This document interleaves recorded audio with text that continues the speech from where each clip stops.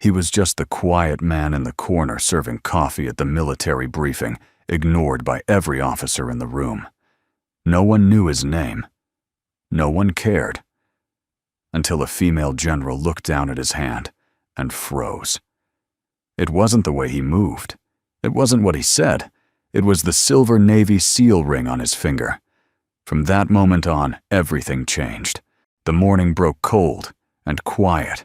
Over the Navy base on the coast of Virginia, a thin veil of mist rising from the dew-covered asphalt.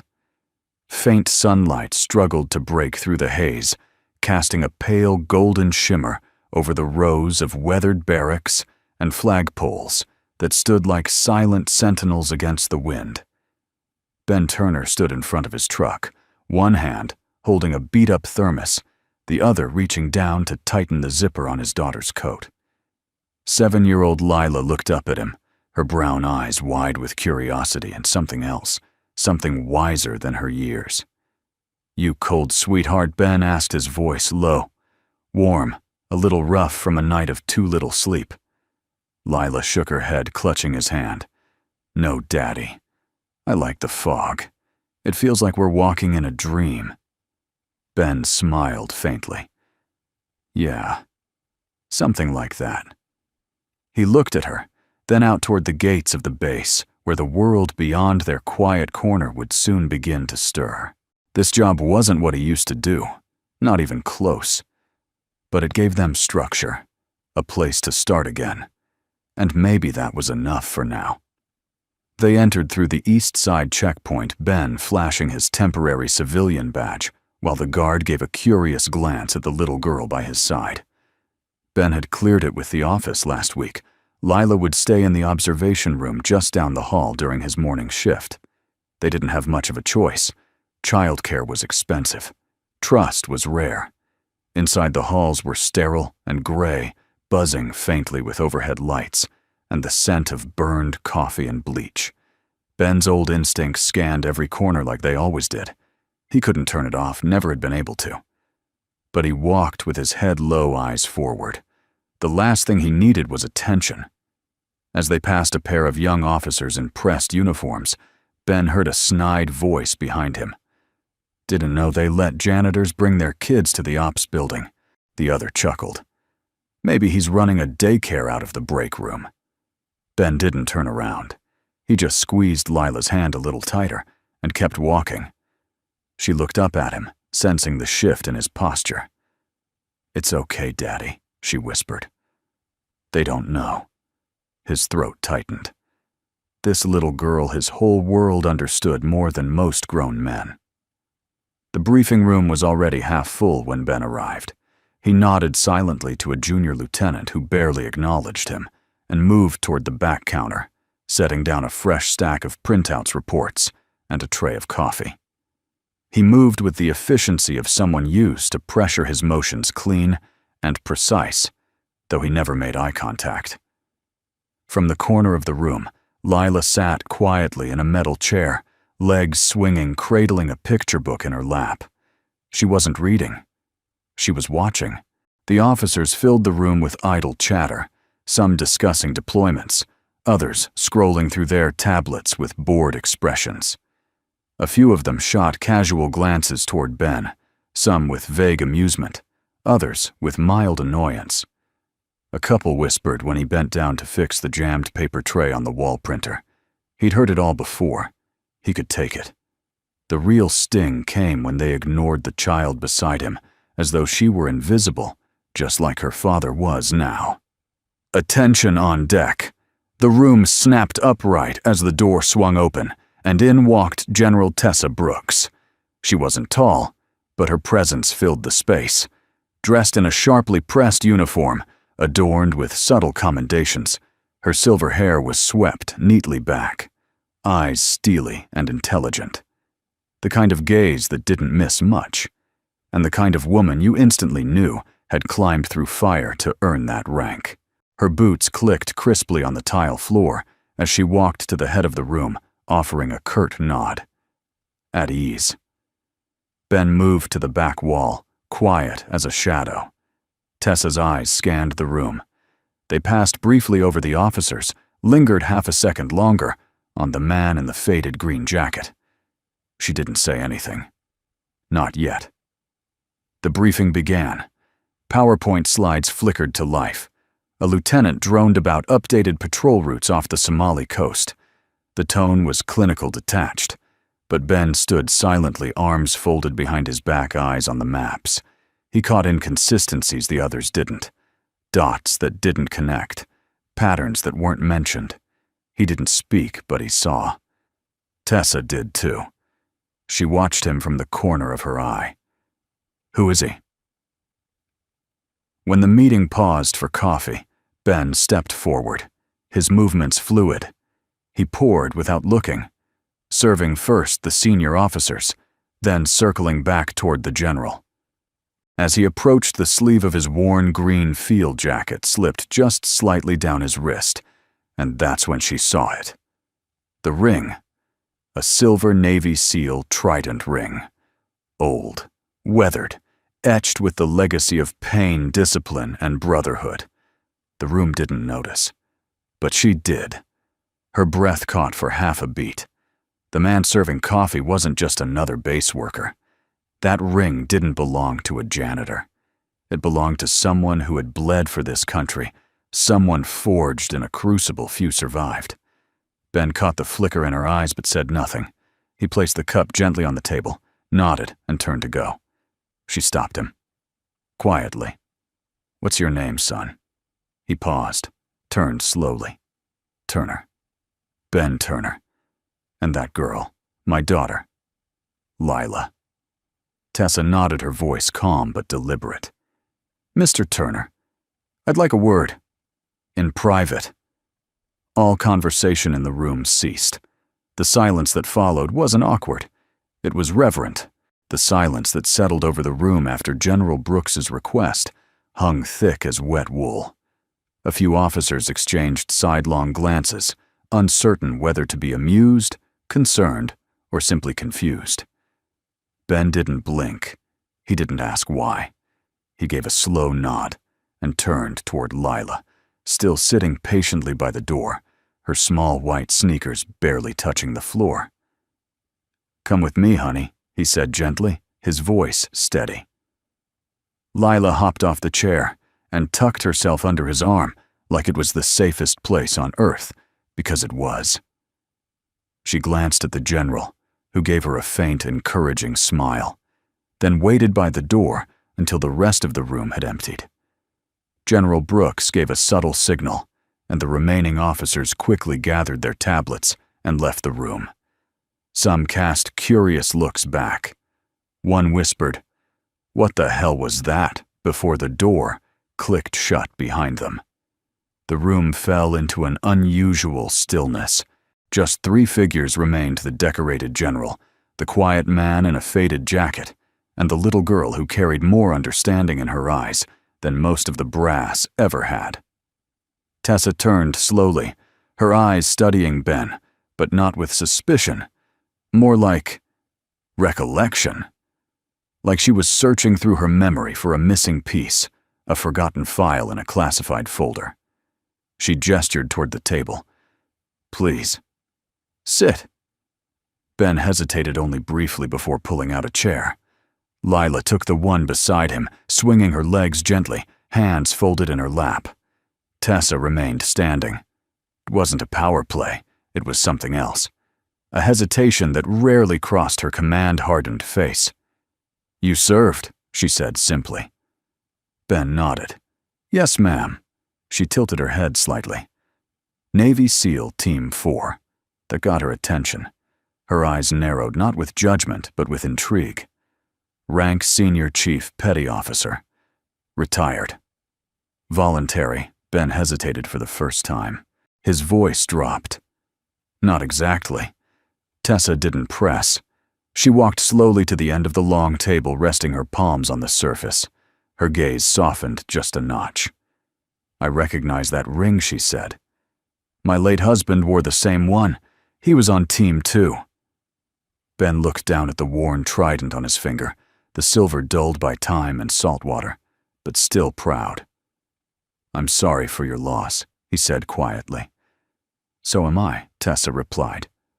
"But thank you." There was a long pause, as if the room needed to breathe. "How long have you been here?" she asked finally. 6 months, Ben replied. "Started part-time, logistics assistant, paperwork, filing, cleanup, coffee runs." She raised a brow. "No one here knows who you are." "Not anymore," he said. "And you prefer it that way." He gave a dry, near-invisible smile. "These days?" "Yes."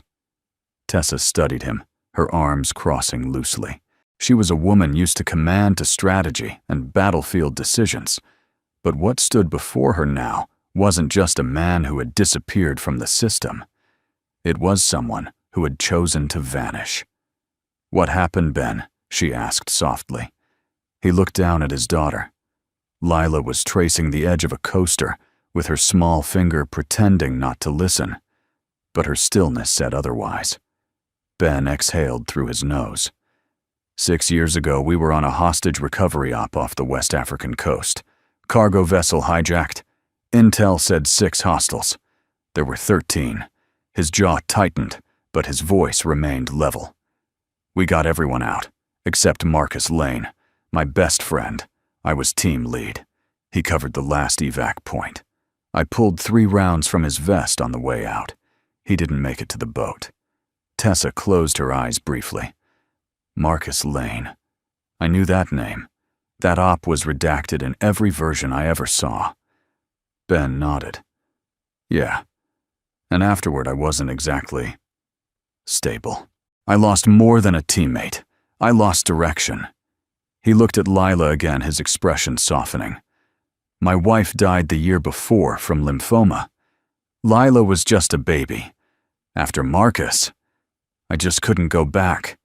I couldn't keep risking the little I had left. There was no pride in his voice, just quiet truth. Tessa finally sat folding her hands on the table. Her voice had shifted from general to human. Ben, you shouldn't be running coffee. He offered a shrug. It's quiet. Honest. Keeps me near the water. Lets me pick up my kid from school on time. You could be leading teams, training the next generation. You're still sharp, still watching every detail. Watching is easy. Leading. He paused. Leading gets people killed. Tessa leaned forward. No. Bad leadership gets people killed. What I see in you, that's not weakness. That's clarity. Ben didn't speak. The room held its breath again. Lila finally looked up, voice clear and quiet. My daddy used to have really bad dreams, she said. But then he started making pancakes for me every Sunday. That helped. Tessa blinked. Then slowly she smiled. That's a good tradition, she said. Sounds like your dad's got his priorities straight. She does that, Ben said, softly touching Lila's shoulder. Keeps me anchored. The moment turned. Tessa leaned back the steel, returning behind her gaze, but this time it wasn't directed at Ben. It was for everyone else who had overlooked him. We've got a situation developing off the Gulf, she said. Joint Forces Limited Assets. I'm assembling a shadow team, advisors, trainers, analysts. We need people who can think 3 steps ahead and won't crack under heat. She looked him straight in the eye. I want you on it.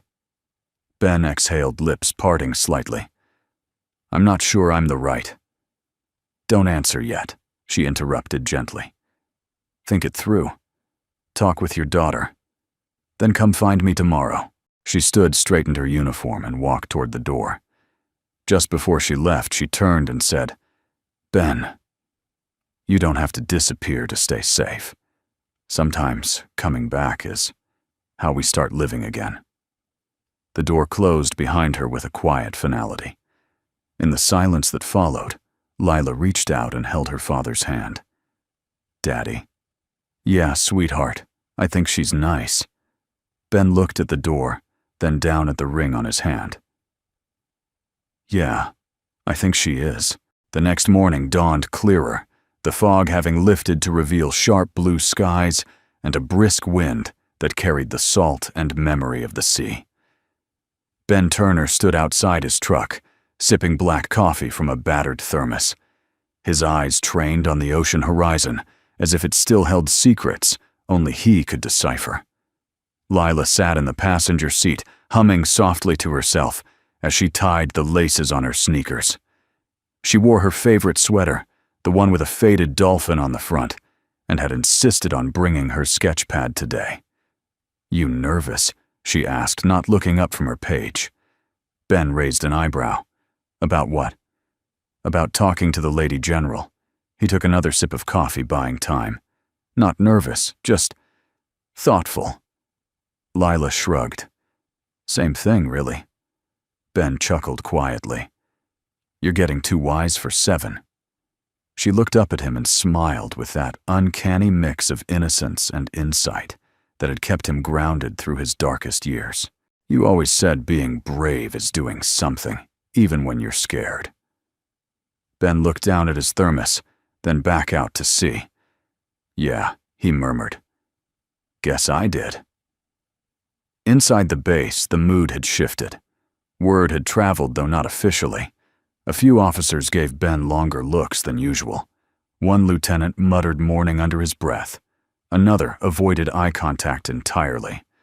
Even the receptionist in the front office smiled a bit too brightly. They didn't know what had been said behind closed doors, but they knew something had changed. Ben walked past them all without breaking stride. He wasn't here for approval. He was here for clarity. The conference wing was quieter than usual when Ben and Lila arrived. Most of the personnel were in field briefings or simulations. Tessa Brooks had scheduled the meeting early, intentionally perhaps to avoid eyes and ears. She was already inside the small tactical planning room, dressed in the same crisp uniform, but today, with the jacket unbuttoned at the top, a signal that this was more personal than formal. The wall behind her was filled with live satellite feeds, grid maps and classified data scrolls, details Ben absorbed in a single glance without even realizing. "Come in," she said, waving them inside. Lila took a seat at the side table and immediately opened her sketch pad, flipping to a blank page. Tessa watched her for a beat, then looked back at Ben. "Smart kid," she said. Ben nodded. "Smarter than me most days." "I don't doubt it." She motioned toward the chair across from her. Ben sat his posture straight composed, but this time his gaze met hers. He wasn't hiding. "I read your full file last night," she said. No hesitation. It took some digging. "You weren't just good, Ben. You were exceptional." He said nothing. 8 tours, 15 classified ops, 3 commendations for valor. You wrote the training protocol most SEAL units still use in close quarters maritime tactics. Still, he said nothing. Tessa leaned forward. "So tell me again why you're handing out paper clips." Ben's jaw flexed. His voice was quiet. "Because everything I just heard is part of someone who doesn't exist anymore." She tilted her head.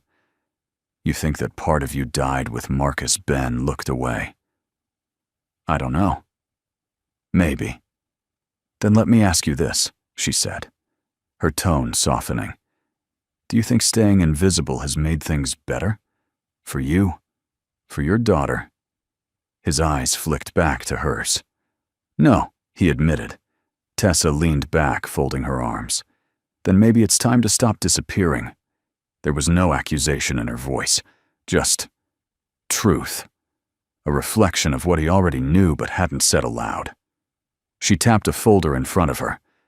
"This is the outline for Operation Safe Watch, Joint Navy Coast Guard Task Force. We're running out of time and qualified personnel. You wouldn't be back in combat, not directly. You'd be advising, reviewing intel, shaping the mission structure. From here, no deployments, no guns." Ben considered that. "And Lila," he asked. "You'll be working local. She stays with you. I'll have base housing adjusted if needed, and childcare during drills if you want it." He shook his head. "She stays with me." Always. Tessa smiled faintly. Then we'll build the schedule around that. He exhaled slowly, the weight in his chest shifting. He wasn't used to people making room for him, especially not at this level. From the corner, Lila piped up. "Do generals always talk? That nice?" Tessa turned with a light chuckle. "Only the smart ones." Ben looked down at his daughter, then back at the woman across the table. His voice came lower this time, more personal. "Why are you doing this?" General Tessa held his gaze for a long moment. "Because I've seen what happens when men like you vanish," she said. "And I've seen what happens when they come back." She paused. "Also, I lost my son 5 years ago. Army field medic. He wasn't as lucky as you. But you remind me of him. Not in the uniform. In the eyes." Ben swallowed something heavy catching in his throat. "I'm sorry," he said again. Tessa nodded. "Thank you. But he'd be the first to tell you that your life isn't over. And neither is your mission." Silence settled again, this time not uncomfortable. Lila sketched in her notebook, drawing what looked like the base's flagpole surrounded by stars. Ben reached across the table and tapped the folder. "I'll review this tonight," he said. "And I'll give you an answer in the morning." Tessa stood, extending her hand.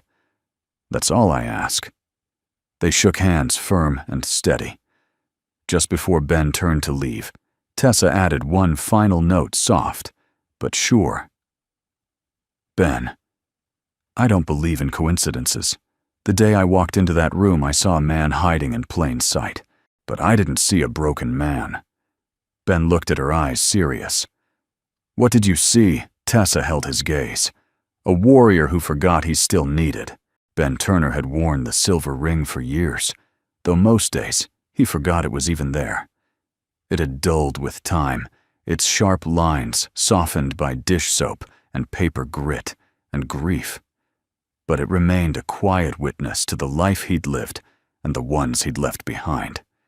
He never took it off, not because he clung to the past, but because a part of him had never truly left it. That morning, as he prepared the briefing room for another round of reports and small talk, masked as strategy, he moved with the same quiet precision that had once served him under far deadlier conditions. Coffee brewed, projectors tested, folders aligned by color and rank. It would have been easy for the officers streaming in to ignore him altogether, just the quiet logistics guy with the worn jacket and 2 silent eyes. But today there was a change in the air. It was in the way some of them nodded curtly instead of dismissively, in the way a few looked up when he entered, then quickly away, unsure of what had shifted, but sensing the weight of it. Tessa Brooks had said nothing to the others, but her silence carried more authority than most orders. Ben rolled his sleeves up just slightly more out of habit than intent as he poured the first cups of coffee. His forearms, still strong, bore scars that no longer ached, but always remembered.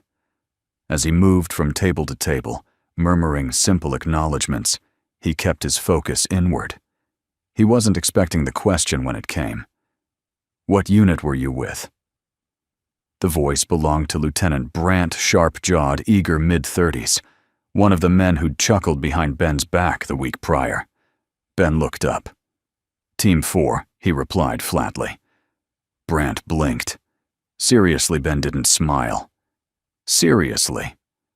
Brant leaned forward, his voice dropping.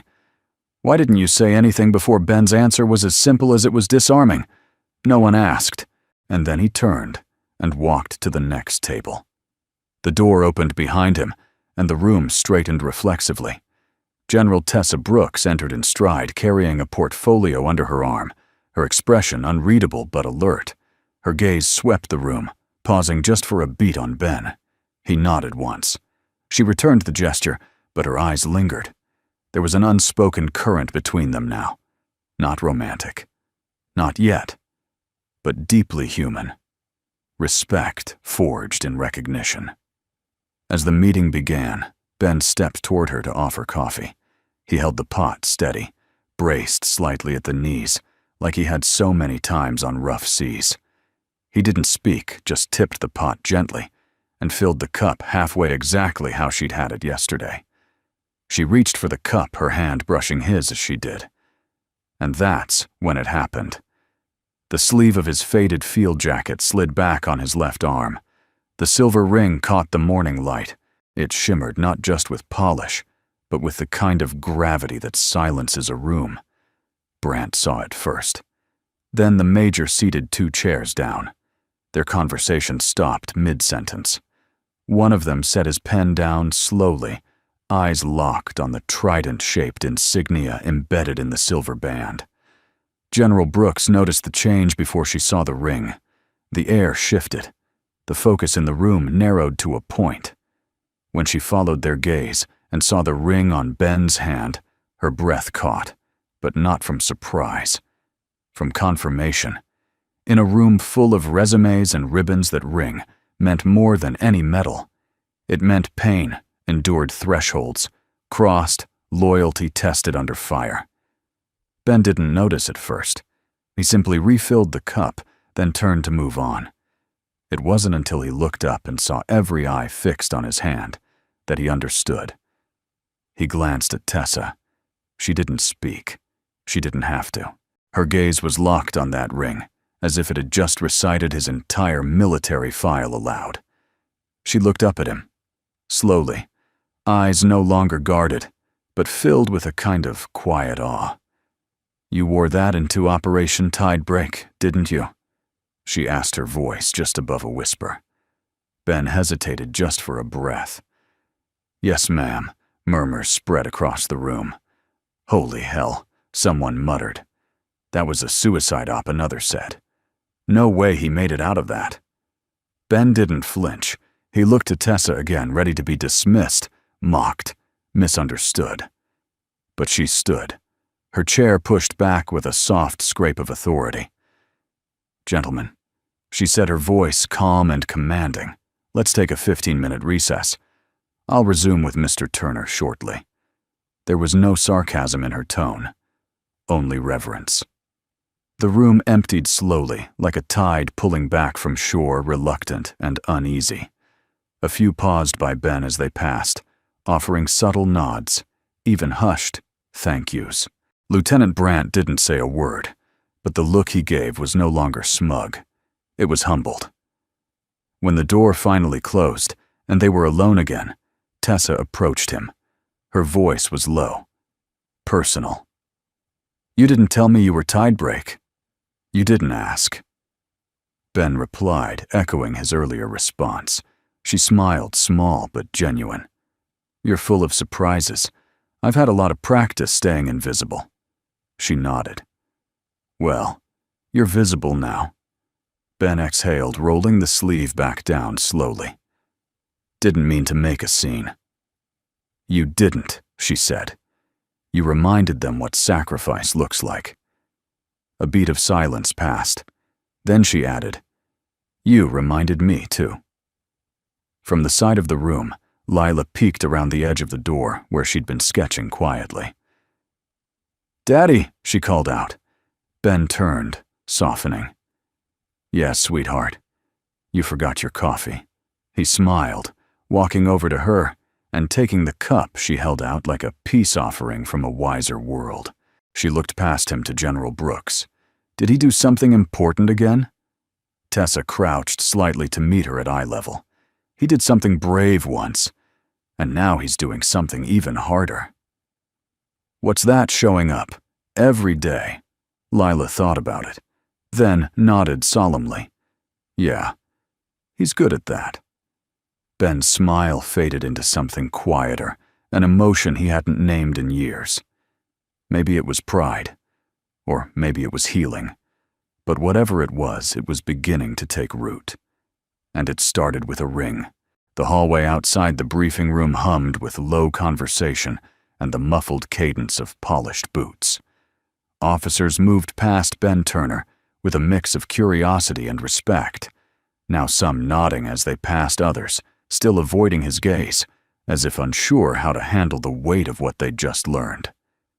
Ben didn't care for any of it. He wasn't there for admiration, nor for recognition.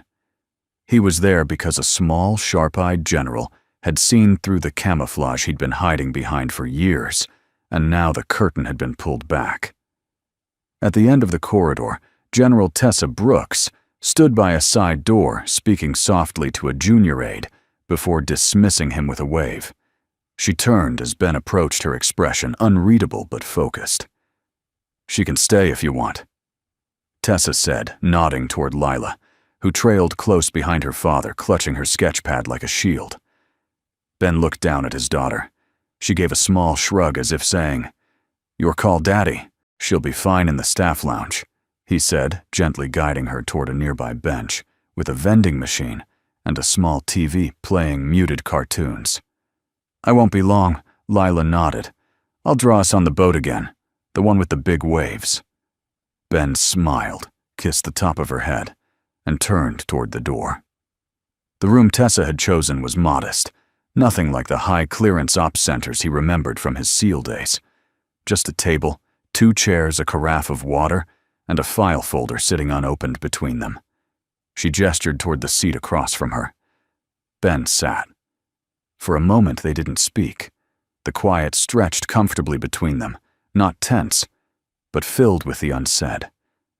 Tessa finally broke it. "When I first saw you in that room, I thought you were just another man tired of trying," she said. Ben looked up. "And now I still think you're tired," she replied, her voice steady. "But not done." Ben leaned back in his chair, arms crossed loosely. "Why does that matter to you?" Tessa gave him a look, measured, not defensive.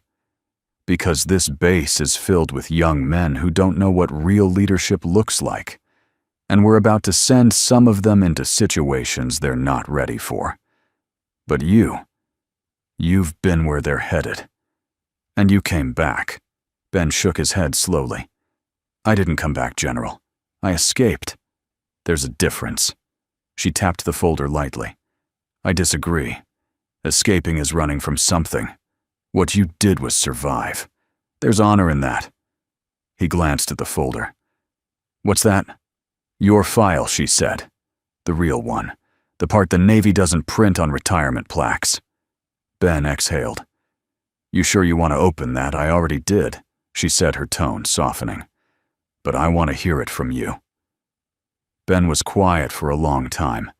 Then finally his voice emerged, low and graveled. "Tidebreak was supposed to be clean. Quick. In and out. Somali coast, 7 hostages. Standard containment. We trained for every possible contingency. Except betrayal." Tessa's brow furrowed, but she said nothing. Ben continued. "Intel was bad. The enemy count was doubled. They knew we were coming. We walked into a trap." His hands tightened slightly on the edge of the table. "My second-in-command, Marcus Lane, took the rear, covered the last evac. I went back for him against orders. Found him under debris. Took 3 rounds before I got him out. He died on the boat. Bled out while I was still holding his hand." Ben's voice caught just briefly, and then steadied again. "I was never the same. Not after that. And the worst part, it wasn't the bullets. It was that I still believed I could have saved him." Tessa looked at him with eyes that had seen her own share of loss. "You weren't responsible for his death, Ben." "No," he said quietly. "But I was responsible for bringing him home. And I failed. The silence between them now wasn't heavy. It was sacred. I had a husband," Tessa said after a long pause. "Navy man. Quiet. Like you. He used to say that guilt is just love that hasn't found somewhere to go." Ben blinked. The words struck deeper than he expected. "He died in a training accident. Years ago. And I buried my grief in promotions and battle plans. But love doesn't die when people do. It just shifts." She looked up at him softer now. "Maybe it's time you let your love shift too." Ben studied her. This woman who commanded fleets, who wielded power like a blade. Yet here she was, offering a hand, not as a superior, but as someone who understood the terrain of grief all too well. "I'm not who I was," he said. "Good," she replied. "We don't need who you were. We need who you are now." Ben leaned back, arms crossing again, this time not in defense, but thought. "What are you really offering Tessa purpose?" she said plainly. "Not a title, not a mission, just a reason to show up again." Ben looked away toward the window. Outside, the sun caught the edge of a flag fluttering in the breeze. Below it, he could see Lila on the bench legs swinging as she sketched a boat cresting a giant wave. "I've already got one reason," he murmured. Tessa followed his gaze, then smiled. "Then let her be your anchor. And let this be your rudder." Ben looked back at her. "You really think I still have something left to give?" Tessa didn't blink. "I think you're the one thing we're missing." The door opened a moment later, and Lila peeked her head inside. "Are you done being quiet?" she asked. Tessa chuckled. "Almost." Ben stood slowly, then turned to Tessa one last time. "I'll give you my answer tomorrow." She nodded. "Take your time. Just don't take too long." As Ben and Lila stepped into the hallway, he felt a strange sensation in his chest, like breath returning to a lung long collapsed. Maybe he wasn't done after all. Maybe the ring wasn't the only thing he'd worn too long. The sun had begun its slow descent by the time Ben pulled the truck into their small rental duplex, tucked along the edge of a sleepy coastal neighborhood just outside the base perimeter. The air smelled like sea salt and cut grass. Somewhere down the block, wind chimes tinkled on a front porch. Lila was already unbuckling her seatbelt. "Can we do pancakes for dinner?" she asked. Ben smiled faintly. "That's a breakfast food." She grinned. "But it makes everything better." He couldn't argue with that. "Yeah," he said. "Pancakes it is." Later, with a plate of syrup-drizzled pancakes between them and a radio murmuring old country songs in the background, Ben sat at the small kitchen table while Lila colored with quiet focus beside him. He kept glancing at her, watching the way her little hand moved with intent across the page. Every so often she'd hum soft content. It had taken years to build this piece. It hadn't come easy. Not after the nightmares. Not after the long, empty silences that followed Tidebreak. He had been a shell of a man when he left the service. Haunted, hollowed. He remembered the way Lila used to cry at night, more from sensing her father's pain than from fear. There were nights he had to lock himself in the bathroom just to sob where she couldn't hear. But she always knew. She always waited outside the door. She always stayed. His thoughts were broken by a gentle knock on the screen door. Ben stood cautiously instinct, as sharp as ever, despite the calm setting. When he opened the door, he was met with a breeze and the sight of Tessa Brooks standing on his porch in civilian clothes. It was jarring at first. She looked human. No stars on her collar, no epaulets or iron straight jacket. Just dark jeans, a faded gray hoodie, and a look in her eyes that wasn't quite command anymore. "I know I said tomorrow," she began, "but I was in the area, and I figured." Ben opened the door wider without a word.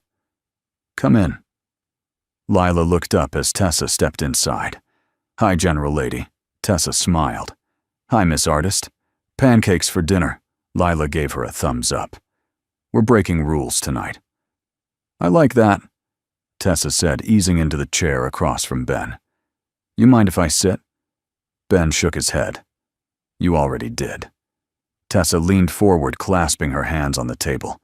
Her demeanor had softened, but her eyes still held steel. "You look like a man still stuck between two doors," she said. Ben leaned back in his chair. "Maybe I am." "What's on the other side?" He paused. "Fear." She waited. He continued. "That if I go back in, I lose everything I've built with her. That I'll become the man I was before, detached, cold, focused on the mission instead of the child who needs me most. Tessa nodded slowly. And the door you're in now's safety, he replied. But it's lonely, like I'm half alive. Tessa glanced toward Lila, who was drawing a lighthouse with pink beams of light. Can I tell you something, she asked. Of course. I never wanted command, she said. Not really. I got pushed into it when my husband died. I didn't grieve. I organized. I strategized. I climbed. And when my son enlisted, I made every phone call I could to keep him safe, without ever admitting it. She looked down at her hands. When he died, I didn't cry for 6 months. Ben said nothing. Tessa's voice lowered.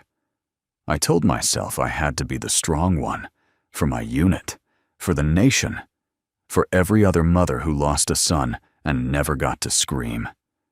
She looked at him again. I know what it's like to stand between two doors. Ben's throat tightened. He hadn't cried in years. Not really.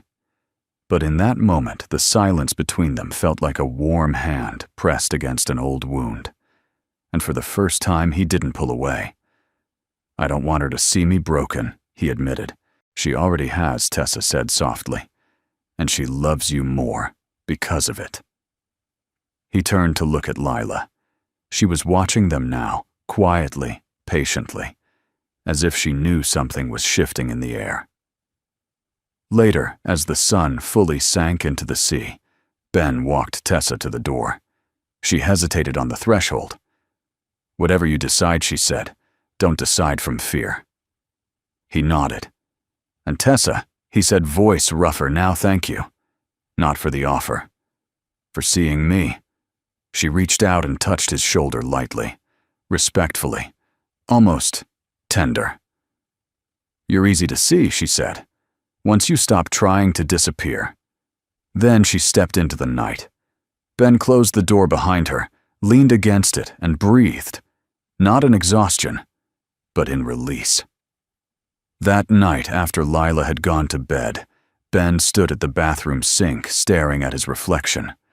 The ring caught the light again, the same way it had in the briefing room. He slowly pulled it off, held it in his palm, and for the first time didn't feel chained to it. He placed it on the sink, looked at it, and then without a word, slid it back on. Not as a memory, but as a choice. The next morning broke crisp and cloudless, the kind of rare day where the Atlantic lay flat and blue like a sheet of polished glass. Ben stood outside his duplex, one hand wrapped around a mug of black coffee, the other shading his eyes as he looked east.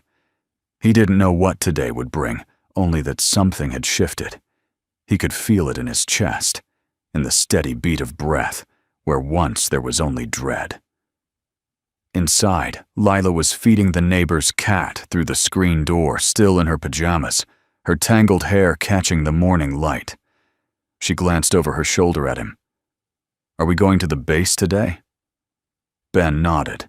Not for work, though. Then what? He smiled faintly, to see about something new. She blinked.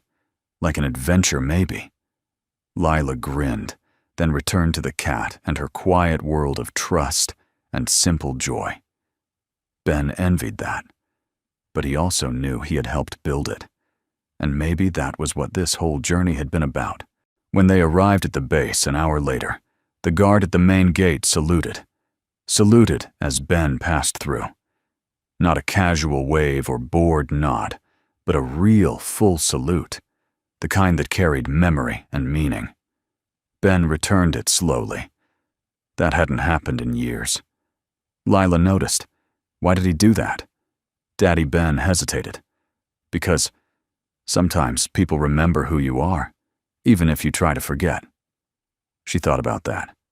I never forgot. He looked over at her. Her voice hadn't wavered. I know, he said softly. Tessa Brooks was waiting in the smaller strategy wing, standing beside a table spread with classified documents, schematic layouts, and satellite grids. But today she wasn't in uniform.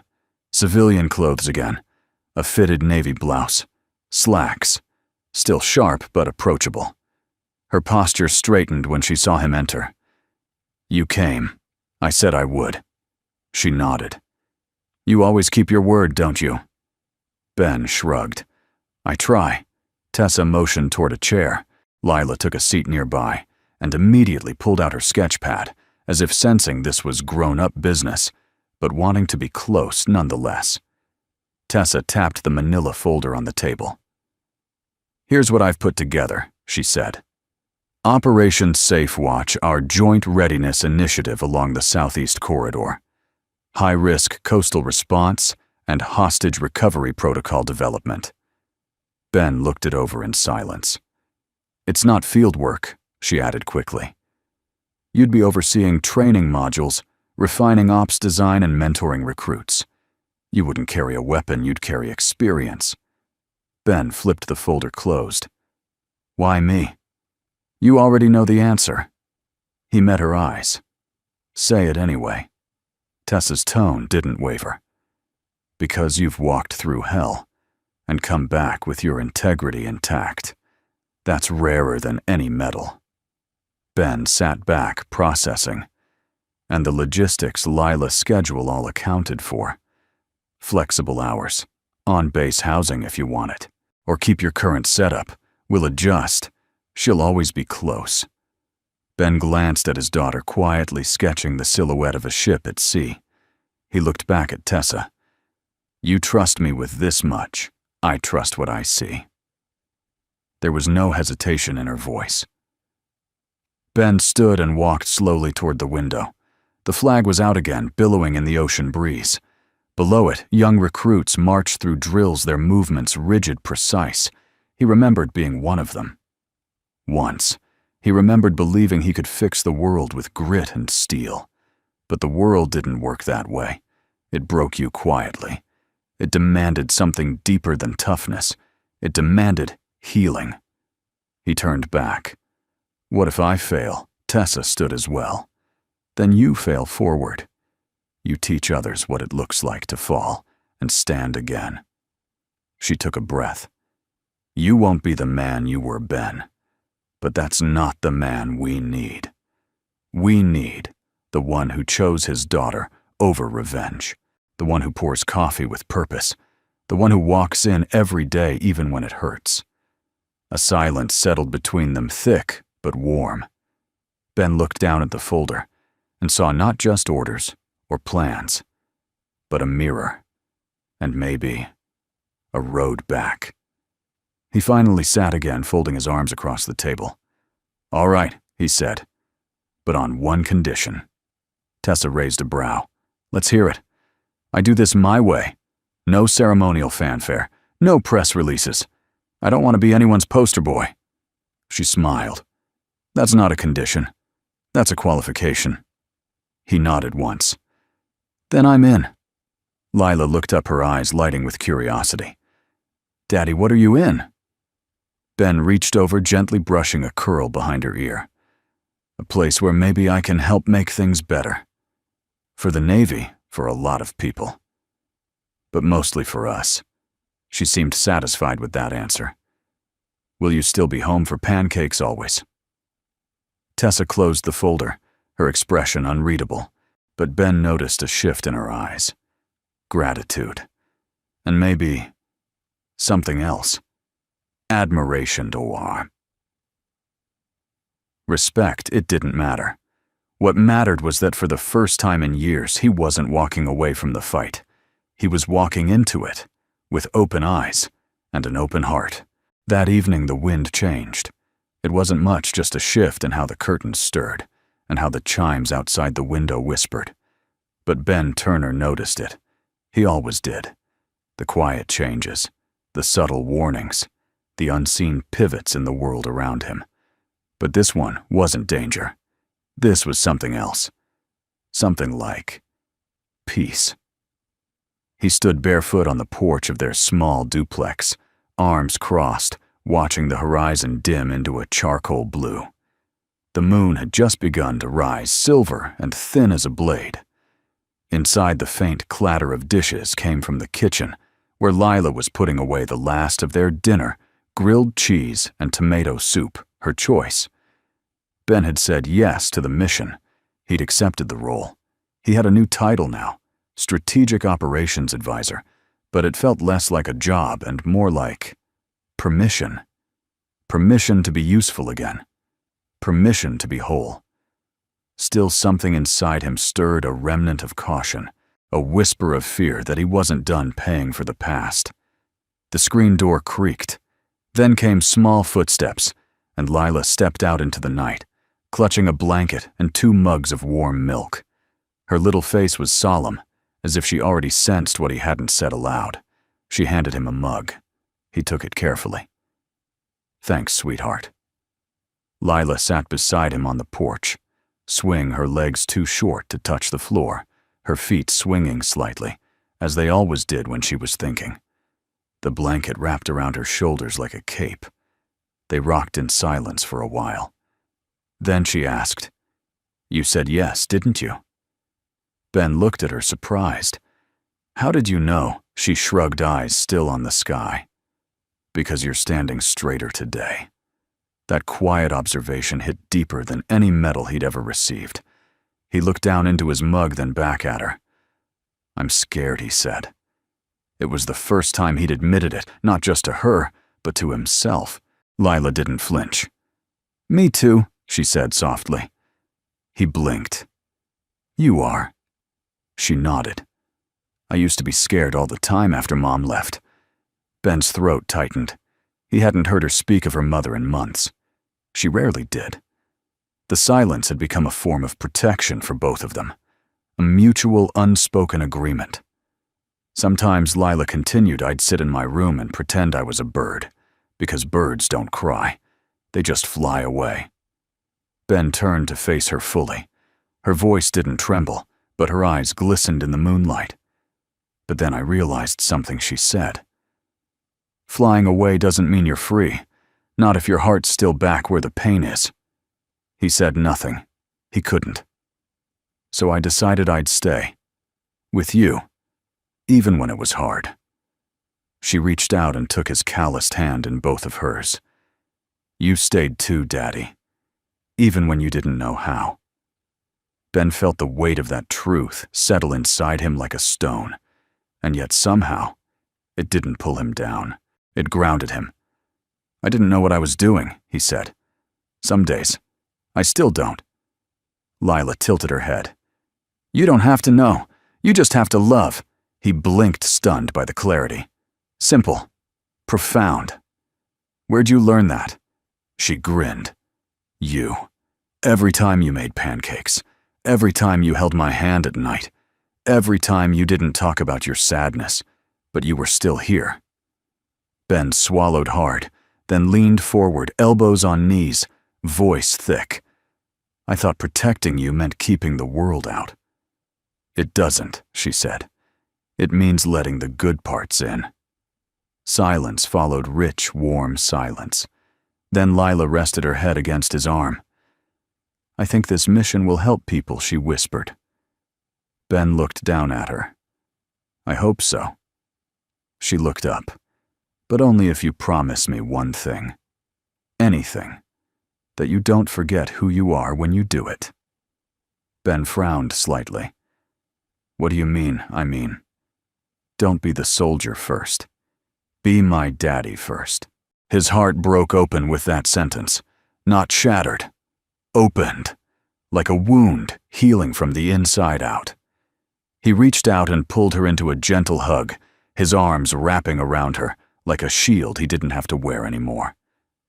"I promise," he said. "I believe you," she murmured. They stayed there until the sky turned violet and the wind picked up again. The stars began to arrive one by one until the porch was bathed in a soft, celestial glow. Ben felt different, not better, not healed, but present. That was enough for now. And maybe for the first time in a very long time, he was no longer afraid of being seen. The training field stretched long and bare beneath the sharp morning sun, its surface a patchwork of sand, stone, and sweat. Wind from the nearby coast carried the faint scent of salt and jet fuel, a reminder that this place was built on both land and sea, and that neither could be fully trusted. Ben Turner stood at the edge of the obstacle course, arms crossed, boots planted his shadow long and still.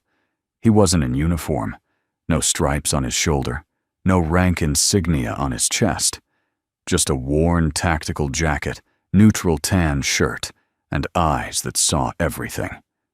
Behind him stood 6 recruits, young green lean. 2 had fresh buzz cuts. 1 was chewing gum like it was a challenge. Another, all muscle and swagger, had the look of someone who thought pain was optional and rules were suggestions. Ben didn't introduce himself, didn't raise his voice. He just looked at them steady and silent until they shifted uncomfortably under the weight of being observed without judgment and without mercy. Finally, he spoke. "You're not here to impress me." The words were simple, but they landed like bricks. "You're not here to show me how fast you are, how loud you can yell, or how much weight you can lift. None of that matters if your team doesn't make it out with you." He let the words hang. "You're here to learn how to keep people alive, starting with yourselves." A recruit in the back, Reyes, if he remembered correctly, raised a hand hesitantly. "Sir, are you—" "A SEAL?" Ben didn't answer right away. He let the question linger, let it soak into the dirt. "Then I was. That's not who I am now." A few eyebrows lifted. One muttered under his breath. Ben caught it. "Something to say, Wilson?" The stocky one smirked. "Just wondering what makes you qualified to lead if you're not that anymore." Ben stepped forward slowly, boots crunching on gravel. His eyes didn't blaze. They didn't need to. "Pain," he said. "Loss. 10 years of command.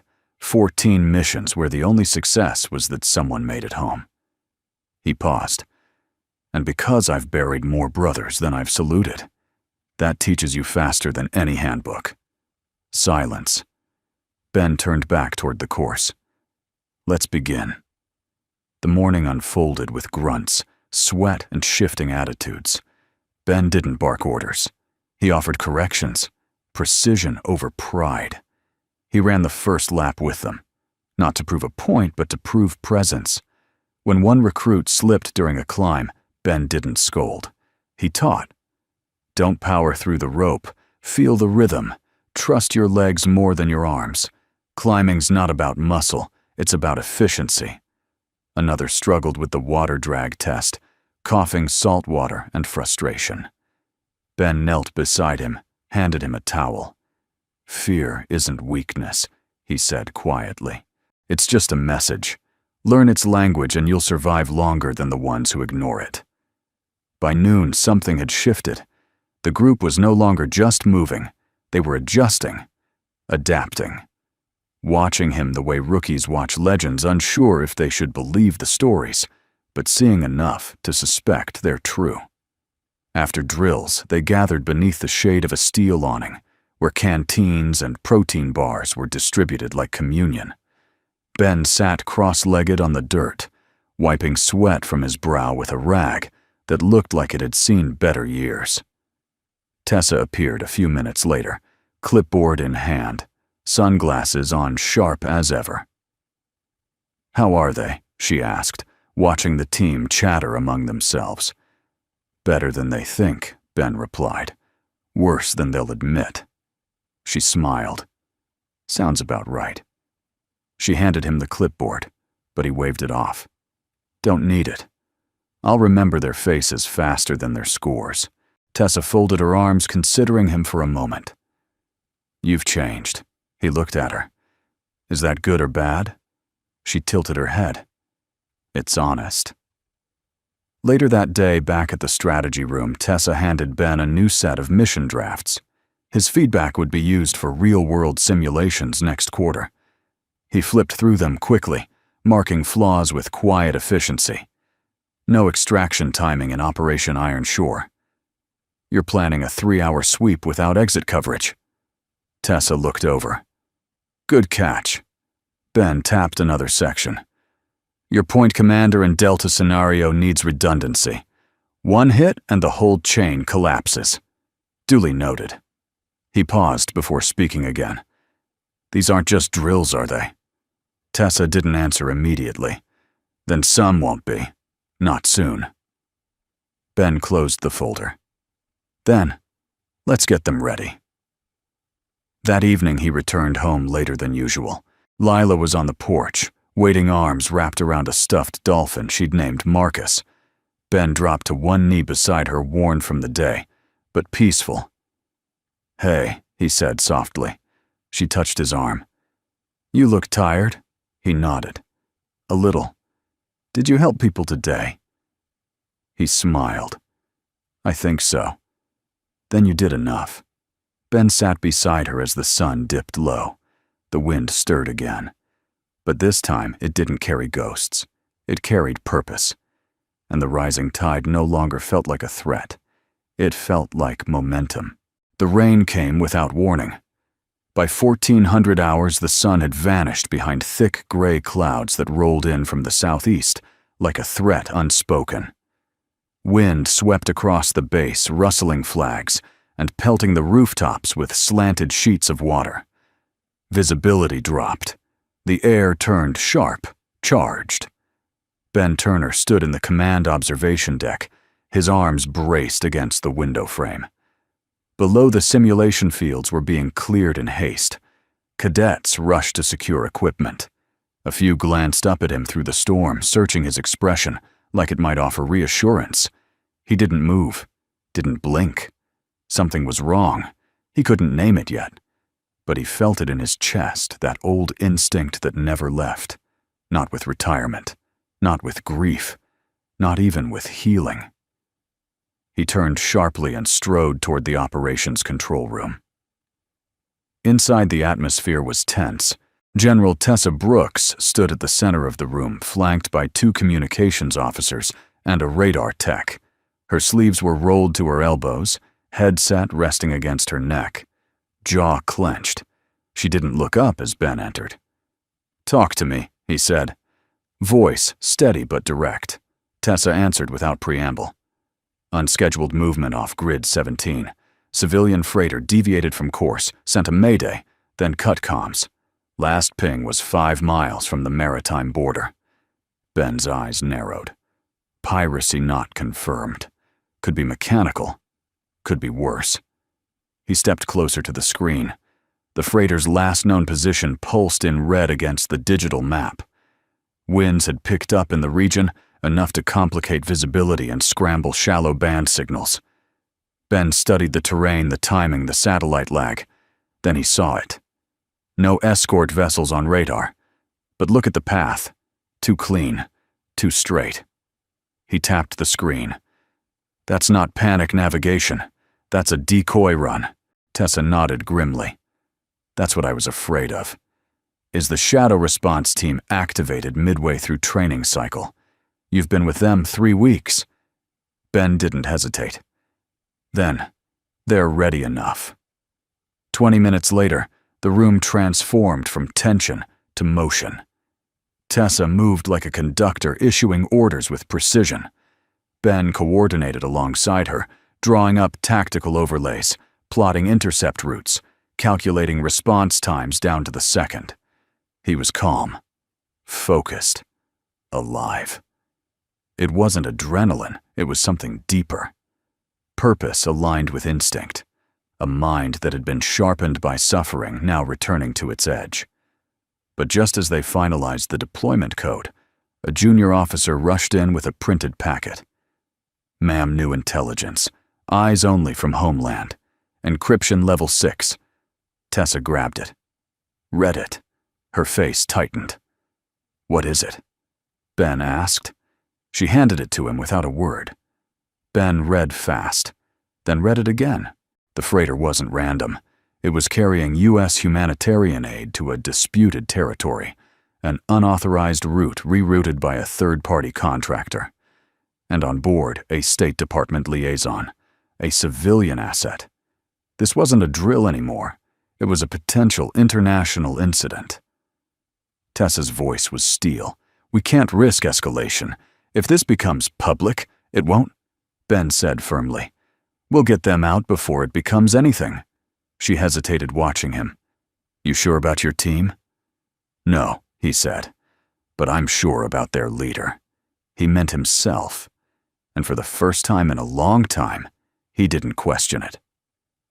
The deployment was rapid. The shadow team moved like a storm front, quiet, deliberate, efficient.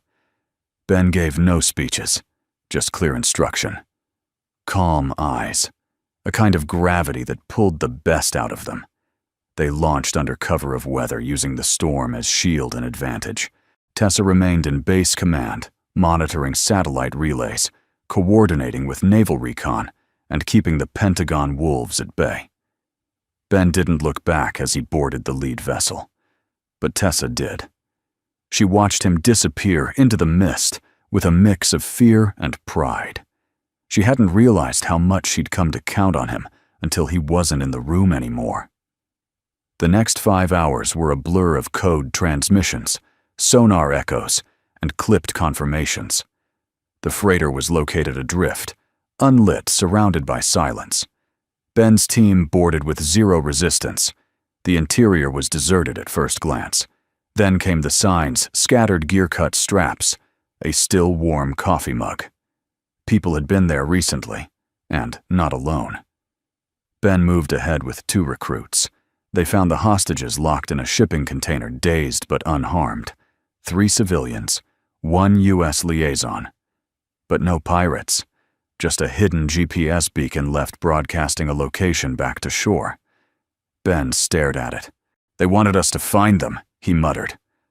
"Sir," one of the recruits asked. Ben's voice hardened. "This wasn't piracy. This was bait. And we took it." They extracted fast, clean, with no engagement. But the feeling didn't lift. Back at base, Tessa was waiting. She met Ben on the tarmac as he stepped off the transport.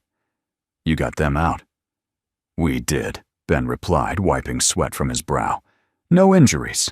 "None." "Then why do you look like you've swallowed a blade?" Ben held up the GPS beacon. "They were testing our timing, our protocols, our patterns." Tessa took it slowly, understanding dawning. "This was a dry run," she said. Ben nodded. "And the real storm hasn't hit yet." Night had fully fallen by the time Ben Turner left the debriefing room. The operation was complete. The hostages were safe. The beacon had been analyzed, logged, and handed off to naval intelligence. Protocols were updated. Command was satisfied. But Ben wasn't. He stepped into the cool night air outside the operations wing, letting the silence wrap around him like an old coat. The base lights cast long shadows across the concrete.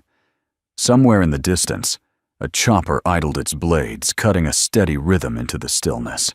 His body ached, but it was his mind that bore the greater weight. The mission had gone clean, but only because they'd been lucky. Next time, it wouldn't be a test. And next time, someone else might not come home. Footsteps approached from behind, measured familiar. Ben didn't turn around. "You never sleep after an op, do you?" Tessa's voice was low, steady like it belonged in the night. "Not the same night," Ben replied. She came up beside him, arms folded, eyes scanning the dark horizon.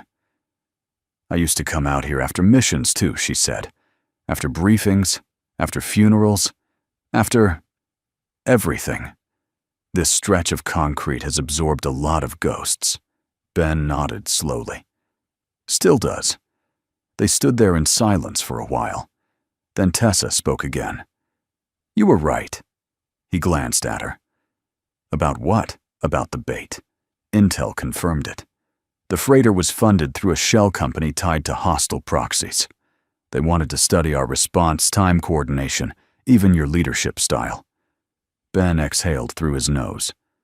"So we gave them a lesson." Tessa smiled faintly. "One they won't forget." Her voice softened. "You did good, Ben." He didn't reply. "Better than good," she added. He finally looked at her. "I'm not sure I'm built for the in-between anymore." She frowned. What do you mean this job? This life? Half civilian, half soldier, half father, half operator. I feel like I'm always borrowing strength from one role to keep the other from collapsing. Tessa turned toward him fully. That's not a weakness, she said. That's what balance looks like when you've been broken and rebuilt. Ben let that sit in the air. Some days I still feel like I'm made of cracked glass, he admitted. Tessa's voice came softer now. Maybe. But even cracked glass can reflect light. Their eyes met. It wasn't charged, not romantic in the usual way, but it was intimate. Two souls quietly recognizing something in the other they hadn't seen in a long time, understanding. The kind that doesn't demand explanation. The kind that simply knows. Come with me, Tessa said suddenly. Ben blinked. We're not far. I want to show you something.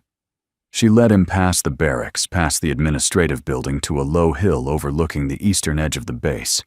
At the top stood a simple bench under an old naval signal tower, now mostly decorative. From there, the ocean stretched out in a silent sprawl of moonlit black. I come here when I need to feel small, Tessa said, sitting down. Ben joined her without hesitation. You're not a small person. No, she said with a dry smile. But sometimes I forget to stop carrying the weight of the whole world. They sat quietly, the wind pulling at their sleeves. I loved being a soldier, she said at last. But it made me hard in ways I didn't expect. Ben nodded. Me too. I stopped letting people in. I thought I had to be steel to be respected. Did it work? For a while, she said. But steel breaks too. She looked over at him. And then you showed up serving coffee with a Navy SEAL ring and eyes that have seen too much. And I remembered something. Ben met her gaze. What's that? That leadership isn't about barking orders. It's about presence, stillness, quiet strength. She paused. And kindness. Ben's throat tightened. He wasn't used to being seen like that. Not anymore. He looked out over the sea. I never wanted to feel again. Not after Marcus. Not after my wife. I thought numbness was safer. Tessa didn't speak, just waited. But then Lila, he continued. She didn't let me disappear. She held me together with little fingers and silly questions, with Sunday pancakes and bedtime stories. He turned back to Tessa. And then, you. You looked at me like I was still worth something. Tessa's voice was barely above a whisper. You are.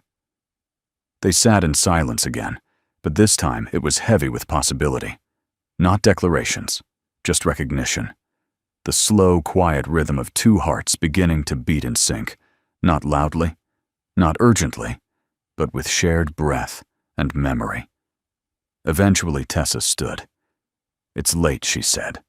Lila's probably waiting. Ben stood too. She always waits.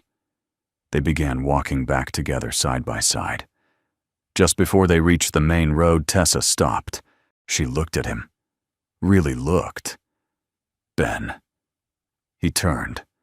For a moment she seemed to search for words, but then she simply said, "Thank you for coming back." And Ben, who had once promised himself he'd never need saving again, realized in that moment. He already had been. The call came at 300 hours. Ben Turner was already awake. He didn't sleep much the night before, not out of anxiety, but because something in the wind had shifted again. A stillness before movement, a pause before noise. He'd felt it before in foreign jungles and dark waters, in hostage cells and holes of broken ships. And now, here it was again on American soil, in a modest bedroom across from his daughter's. The phone buzzed once, then silence. He picked it up and read the encrypted message. Code Red Grid, 9C, civilian freighter. Armed takeover in progress. Confirmed hostiles. Possible link to prior beacon event. You're leading. Ben sat on the edge of the bed, boots already beside him. He pulled them on and looked toward the hallway, where a soft glow leaked from beneath Lila's door. She'd be safe. Tessa had already ensured secure shelter protocols for dependents, but still he hesitated. Not from fear this time, from the weight of promise. He walked to her door, opened it gently. Lila lay curled on her side, stuffed dolphin in her arm's hair, a tangled halo on her pillow. Ben leaned down, kissed her forehead, and whispered, "I'll be back. I promise." Then he was gone. The mission came together fast. The freighter had deviated course an hour earlier and gone dark.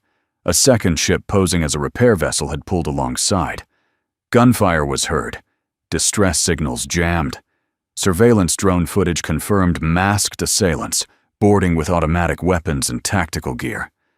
But there was something else, something that made the hairs on Ben's neck rise. The vessel's name, the Providence Wind. It had been registered under a shadow company used in the Tidebreak operation years ago. The same op where Marcus Lane had died. Ben stared at the intel packet in the chopper's cargo bay. Tessa, seated across from him in full tactical coordination gear, met his gaze. She didn't say, "Don't go." She didn't say, "Be careful." She knew better. Instead, she handed him his comlink. "I trust your judgment." Ben nodded. "Let's bring them home." By 0500 hours, the shadow team was in motion. The chopper circled low over the water wind, lashing against its frame. The ocean below roared with whitecaps, but the freighter loomed ahead, dark, silent, massive. Ben briefed the team with clarity and focus. Primary objective: extract civilian crew. Secondary: secure navigation controls. Minimize conflict unless fired upon. He met each soldier's eye. This isn't a movie. It's a rescue. They nodded. They believed him. Because he wasn't just leading them. He was walking with them. The insertion was swift. Grapple cables. Night vision. Controlled entry through the aft deck. No alarms. Only silence. Too much silence. Inside the freighter, shadows stretched long between cargo containers. Ben signaled for the team to split, 2 to the engine room, 2 to the bridge, and 1 trailing him toward the lower cabins. The air was tense, charged, like the breath before a scream, and then gunfire. Not near, not far. Ben's radio crackled, "Contact at Bridge 2 down. 1 hostile neutralized, multiple targets fleeing below deck." Ben cursed under his breath. They were baited again. But this time, they were ready. He moved fast, his team flanking tight behind. They cleared each corridor with calm precision. Finally, in the cargo hold behind a makeshift barricade, they found them. 10 civilians, 3 injured. 1 barely conscious. All terrified. Ben crouched beside the unconscious one, an older man with blood on his temple. He checked the pulse. Weak, but steady. "We're here to get you home," Ben said quietly. As he stood, movement caught his eye. A flash of steel. The barrel of a rifle. Too close. Ben pushed the nearest recruit aside and raised his weapon. The 2 shots fired were almost simultaneous. 1 from Ben. 1 from the hostile. Only 1 found its mark. Ben's. The attacker dropped. The team froze, watching their leader breathe in and out like the ghost of who he once was, but forged again in present fire. He didn't flinch, didn't collapse. He just turned and said, "Evac, now." Back on the chopper, the crew was stabilized. No fatalities, no missing, no teammates left behind. As the freighter shrank in the distance, Ben sat in silence. Tessa came over the headset. "You all right?" Ben looked out over the ocean. The same ocean that had once swallowed Marcus Lane and nearly drowned his purpose. Now it carried the sound of survivors. "I'm better than all right," he said. When they landed, the first face Ben saw was Lila's. She ran to him across the tarmac blanket still wrapped around her shoulders, the stuffed dolphin in one hand. "Daddy," he knelt to catch her arms opening wide, heart opening wider. She clung to him like she was anchoring him to life. "You came back," she whispered. "I always will," he replied. Tessa stood a few feet away watching them, arms crossed, eyes full, not with command, with something closer to peace. Ben stood Lila still in his arms. He looked at Tessa, and this time he nodded, not as a soldier, but as a man who had walked into fire and returned whole.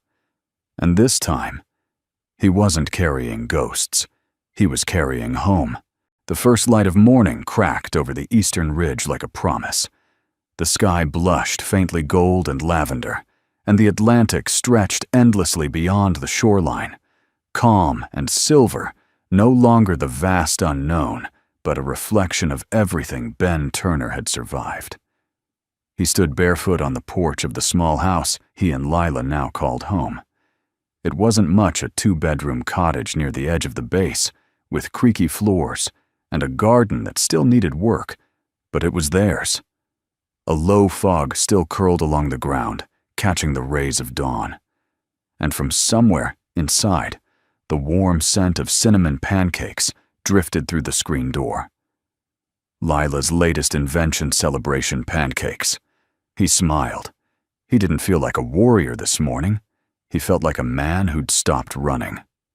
Inside, Lila stood on a stool, whisking batter like a tiny commander of her own kitchen brigade. Her messy ponytail bounced with each stir. Ben walked in and ruffled her hair gently. "Smells like victory," he said. "It is," she replied proudly. "You promised pancakes if you didn't get shot," he chuckled. "Deal's a deal." They sat down together, and Lila carefully poured syrup in the shape of a smiley face. She glanced up at him, eyes wide. "Are you done with missions now?" Ben paused.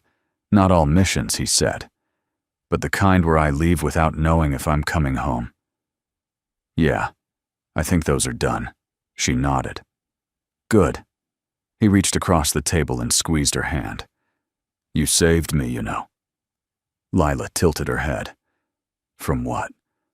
"From forgetting who I was." She smiled softly. "You never forgot. You just needed reminding." Later that morning, they walked together to the base auditorium. The skies had fully cleared now, painted with wisps of cloud and endless blue. Lila wore her favorite white dress with tiny gold stars, and Ben, for the first time in years, wore his full dress uniform. Not for a funeral, not for combat, but for honor. At the entrance, they were greeted by Tessa Brooks. She was in uniform too, but her eyes weren't those of a commanding officer today. They were those of a woman who had watched a man rebuild himself from ash and now stood ready to celebrate it. "You clean up well, Turner," she said with a grin. "You don't look so bad yourself, General." "Not a general today," she said, stepping closer. "Today, I'm just proud." Ben nodded. "That makes two of us." They exchanged a glance that carried far more than a conversation could hold. Then he stepped inside. The auditorium was filled. Not press, not cameras, just people. Soldiers, cadets, officers, civilians. All whose lives had been touched quietly, sometimes unknowingly, by the man who had once only served coffee in the corner. On stage, a young officer began reading. "In recognition of exceptional leadership, operational bravery, and the embodiment of core Navy values beyond active duty, we hereby restore rank and confer upon Chief Petty Officer Benjamin Turner the title of Senior Naval Advisor to the Joint Coastal Task Force." There was no thunderous applause, just the sound of every person in the room rising to their feet in unified silence. Ben stepped forward. Lila's small hand slipped into Tessa's as they watched him. His back was straight, shoulders squared, but his eyes shone not with pride, but with gratitude. He took the medal with humility, and for the first time he accepted the applause, not as validation, but as permission to live fully freely and without hiding. After the ceremony, people came one by one. A young cadet who said, "You made me believe quiet leaders matter." A medic who whispered, My brother didn't make it back, but you reminded me how to keep going. A mother, tears in her eyes, saying, "Thank you for coming back to the world. We need men like you in it." And then Tessa. They found each other outside beneath the flagpole, where the wind tugged gently at the banner overhead. No uniforms now. Just a woman and a man facing the beginning of something neither of them expected. She looked at him almost shyly. "I had plans," she said. "A 5-year strategy, promotion. Maybe DC, and now I think I'd rather grow tomatoes." Ben laughed. Tessa shrugged. "I mean it. I bought a house. Near here. It's got a yard. A terrible one." He tilted his head. "You're telling me this because I don't want to grow tomatoes alone." Silence. Then Ben stepped closer. "You won't have to." They didn't kiss. They didn't need to. They just stood there together, while the flag overhead caught the morning breeze like it too had been waiting for this moment. That evening, the three of them, Ben, Tessa, and Lila, walked the beach just beyond the base. Lila ran ahead chasing gulls and waves. Ben and Tessa strolled behind, shoulder to shoulder. "She seems happy," Tessa said. "She is," Ben replied. "She always believed something good would come." "Even when you didn't," Ben looked at the water, thoughtful. "I think I stopped believing for a while. But kindness has a funny way of finding you when you least deserve it." He paused. "You found me." Tessa's voice softened. "You let yourself be found." They walked a little further. Ben picked up a small piece of driftwood, turning it in his hands. "You know what's funny," he said. "What I used to think being strong meant surviving alone. Now I know it's the opposite." Tessa smiled. "Takes strength to let someone stand beside you." They watched Lila twirl on the shoreline, arms outstretched to the wind. Ben wrapped an arm around Tessa's shoulders, and as the sun dipped low on the horizon, casting the sky in hues of amber and fire, the three of them stood there, an unlikely family. Forged not by perfection, but by resilience, by kindness, by love, and above all, by returning. Certainly. Below is a natural, warm, and emotionally appropriate call to action for your YouTube channel, written with the tone and pacing that fits a middle-aged to older American audience. It's designed to flow gently after the story ends, not pushy, but heartfelt and welcoming. Closing message. Post story.